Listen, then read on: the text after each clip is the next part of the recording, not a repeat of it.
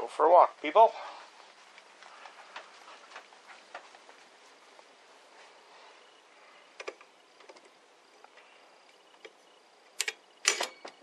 Hello? Hello? Nobody home.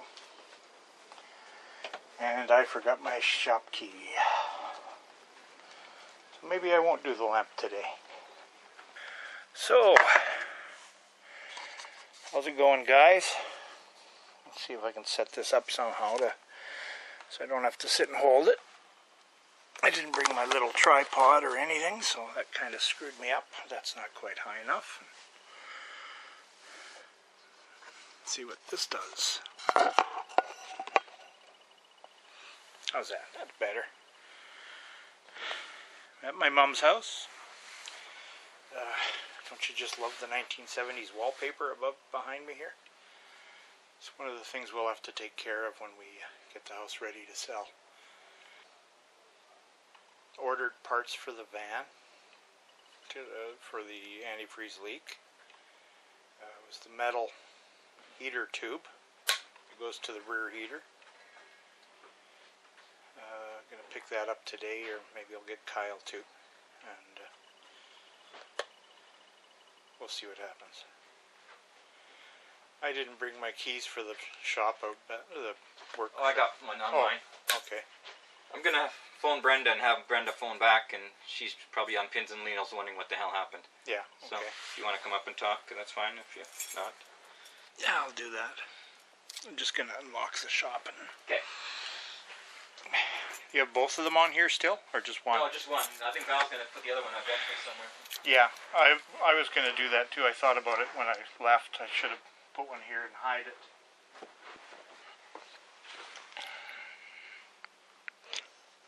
Hi guys. I'm gonna go talk to my sister. We'll be back in a bit.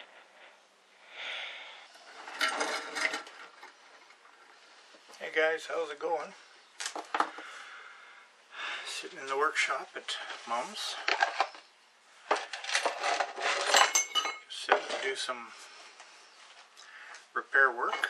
The old light socket for the switch, I got a new one. So, figured I'll sit and chat while I do this.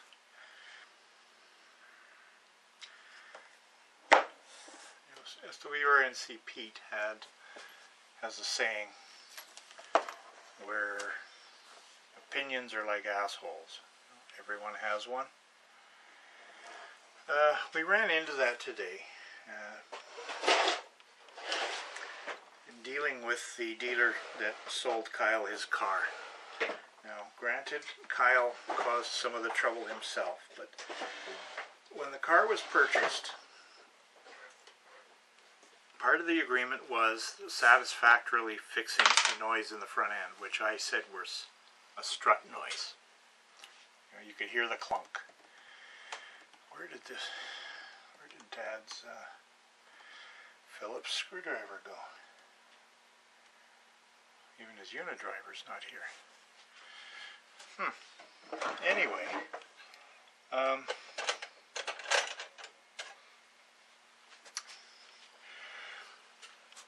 the vehicles here, when they're sold, before you can license them, they have to pass a safety that's provincial regulated. The government has a set of guidelines.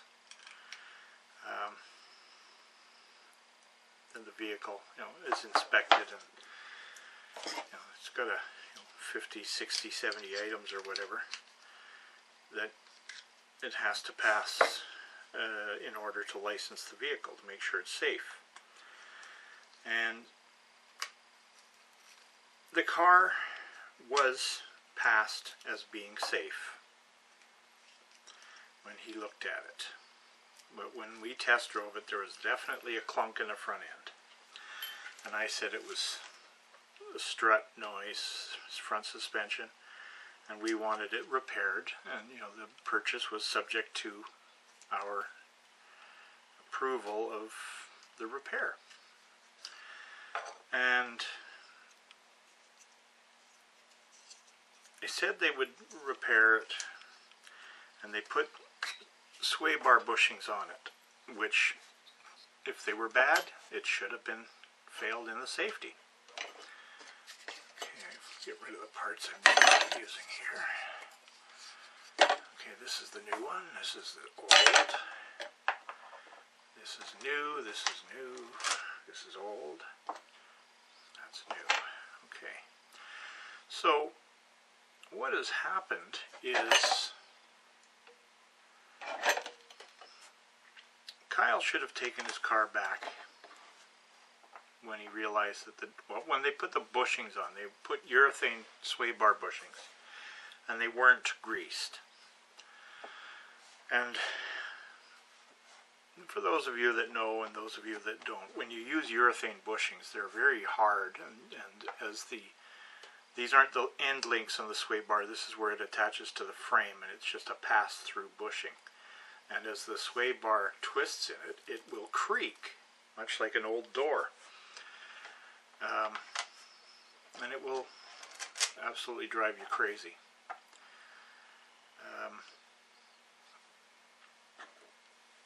Okay, this has to get passed through.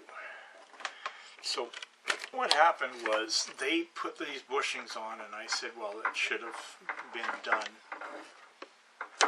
You know, it should have failed the safety because of that. And we took the car, and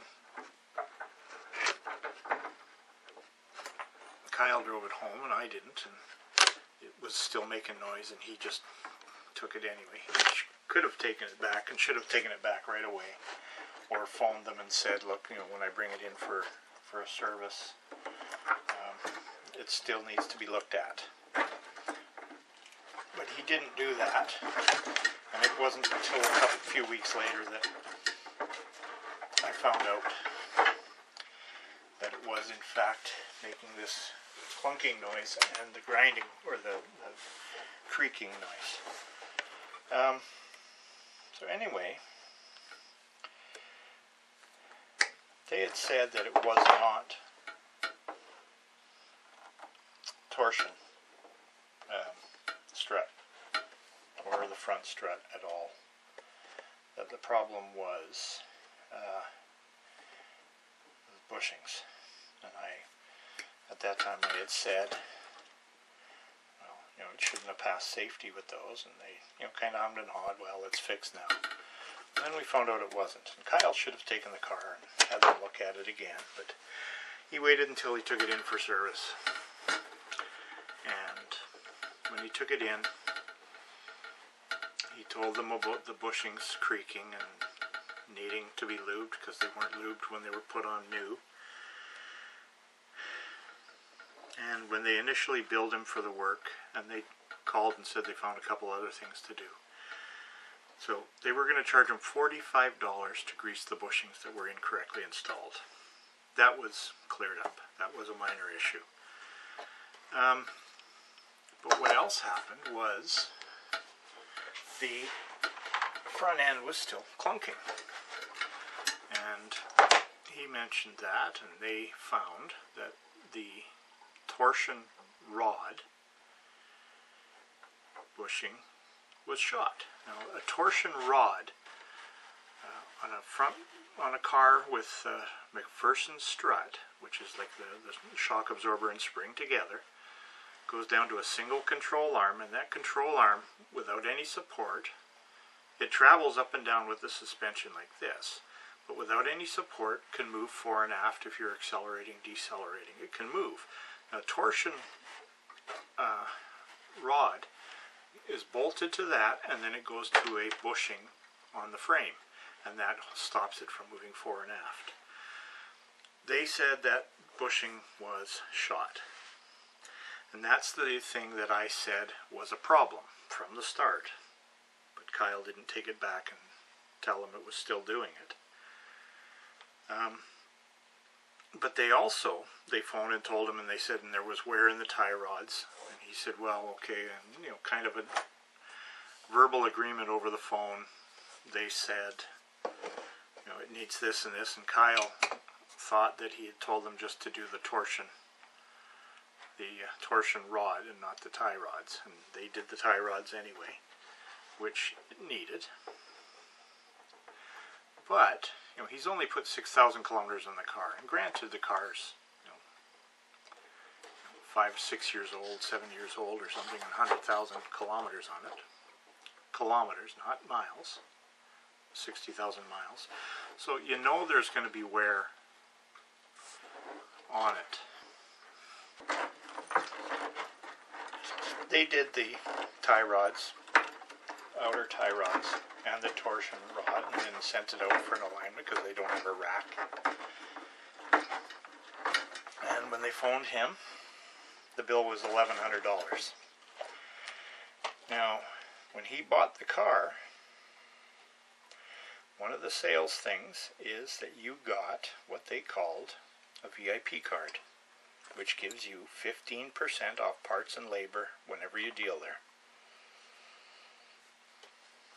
So they didn't include that, for one, so they had to go and rework the numbers. But that still only dropped it to $800 and some to fix a problem that was supposed to have been done when it was new, and Kyle should have taken it back. Those failed parts, there's no way that they got the amount of play they had in them in 6,000 kilometers. They were way beyond spec. So they would have been beyond spec to some extent when they first did the safety inspection. They would not have passed the guidelines. So my argument was that the safety was not properly done. But because of the time, they kind of had us over a barrel where nothing could be done but, you know, trying to keep a customer happy. You know. So, and, you know, granted it was Kyle's fault for not taking the car back, but these parts should not have passed. So I was letting Kyle learn by figuring it out and dealing with them himself. And he was keeping me up to date and on what discussions were and everything going on. And he was doing okay, but you know, being a 21-year-old kid, and you're dealing with professionals, he wasn't getting anywhere. So I talked to him, and I went in with him this morning because they wouldn't release his car unless he paid the bill. So I went in and basically it's my word against theirs, or my opinion against their mechanic's opinion, saying that these parts were worn when he bought the car, and that I complained about it when we bought the car, and they agreed that it would be satisfactorily repaired because we were buying the car. You with me so far? Now,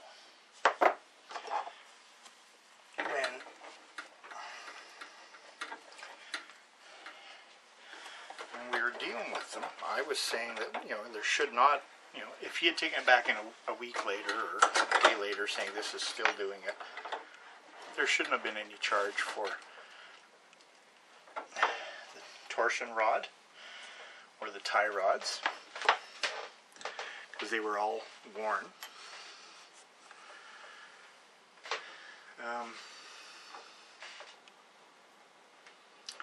Or the alignment. So, long story short, they dug in and said, well, you know, how long should they warranty a vehicle? And I agree with them. They shouldn't have to warranty it for, you know, let them drive for 3 months, 6 months. It's a used car. You know, if it was a new car and all new parts, then fine. But it's the opinions of the mechanics doing the inspection versus my opinion saying that a part that may have been safe or passed the criteria of the safety when the car was bought, I can see if they were right on the edge, being just over that edge a month later or 3 months later in this case. 6,000 kilometers. I can see that, and I've seen it, where a vehicle just barely passes safety. I was contending that the safety was not done properly, which they could get shut down for that. But, you know, we didn't have a leg to stand on. You know, they could have just, well, in fact, I took it uphill until we dealt with the actual manager of the dealership, and he basically said, okay, I know where this is going. You know, they offered 20% on the parts and labor instead of the 15, because of the, but you know, it's our word against the sales guy,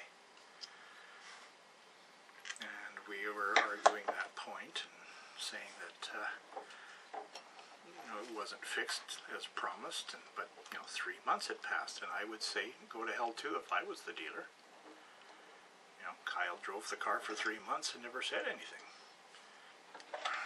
Well, they offered the extra 5%, which 5% of almost $900 is $45,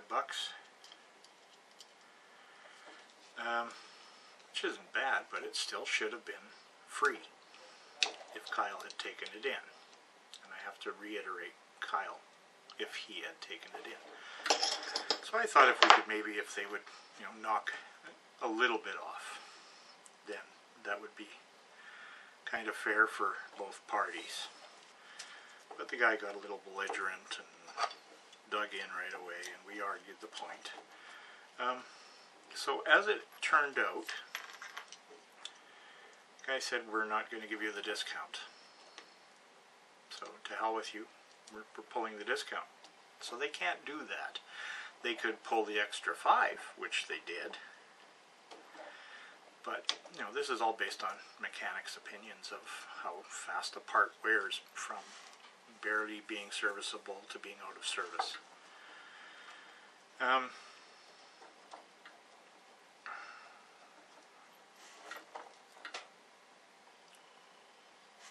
In the end, they asked what we wanted, and knowing that they could have just told us to go to hell. I basically said, you know, cover the labor. The labor was the larger part of the bill anyway. Parts were, I don't know, a little bit less than half. I said, you know, that's a reasonable thing, I figured. And they did go for that, so it knocked the bill down to under $500. But the guy really dug in, and it's all based on two mechanics' opinions, and a salesman that doesn't know shit about cars mechanically. When we were negotiating, he said, well, they found a little bit of wear in the front, so they tightened it. Well, how do you tighten a ball joint?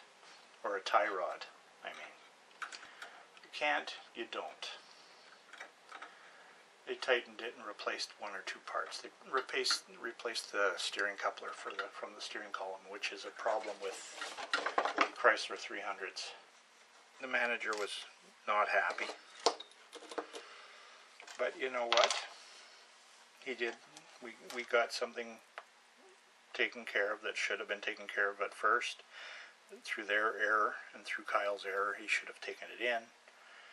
So I think both parties were guilty, and I think compromising, basically splitting the bill in half, I think that was fair. The opinions of mechanics, when you think about it, what are they based on?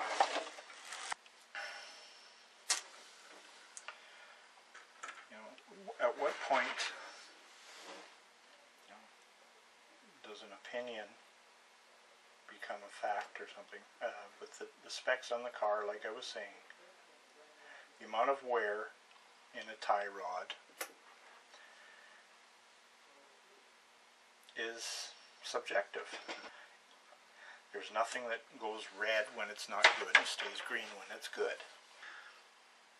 when you get to the opinions of a mechanic, you're going to get different opinions.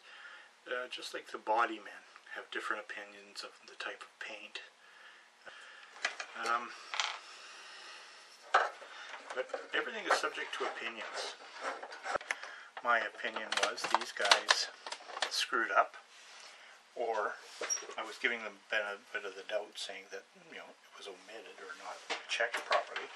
But in my mind, I'm thinking, works good. I'm thinking that they intentionally just signed it off, let it go. And when it was safetied, and to the time Kyle bought it, a few weeks passed with it sitting on their lot, maybe 50 kilometers of road tests, is not going to wear a part out from the safety till the time he bought it, causing the clunk. So, my opinion is they screwed up the safety. Their opinion is they didn't. My opinion is we weren't satisfied with the repair and it was not done. Their opinion is it was.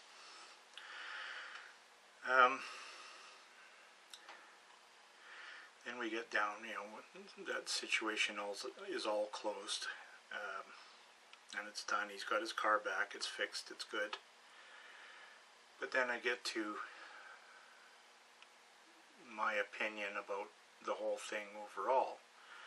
And in my opinion, Kyle was more in the wrong perhaps than they were, because he should have taken it back. And I told him that, and it's like, it's like talking to the wall when you talk to your boys sometimes. Those of you who have teen or young adult or adult kids will find that out.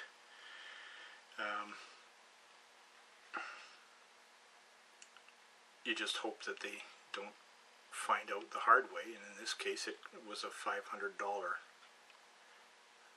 lesson for Kyle. So my opinion, Kyle screwed up. My opinion, we got lucky. My opinion, they should have helped out anyway. We got lucky. And I did get a little loud because sometimes you have to get their attention. And when the service or the sales manager's office is an open place in the showroom and people are looking at cars, when you get loud, people look. Oh, they're having trouble with the car they bought. Wonder if we want to buy here. Squeaky wheel gets the grease. I think they were wrong. Yeah, I think I was likely wrong in getting so loud. But I wasn't yelling, I can have a loud voice when I want. And the sales manager we were dealing with there,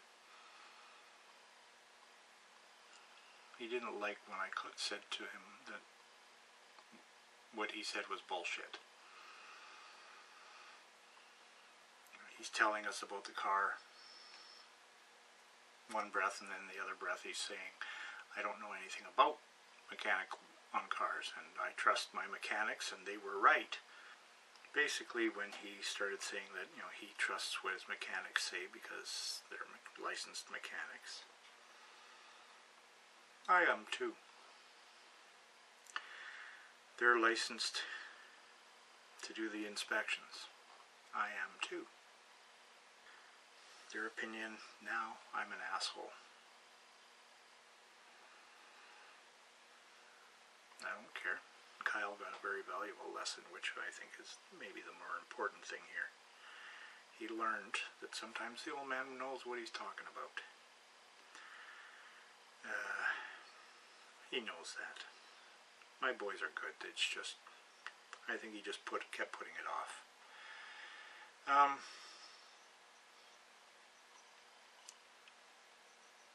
In my opinion, this is run long babbling. In my opinion, the light's ready to go back, except for putting the chain back on it, because it's a swag lamp. In my opinion, I'm going to finish my Coke, attach the chain to the light, and go put it up. In my opinion, this video is over. Take it easy. Have a good one.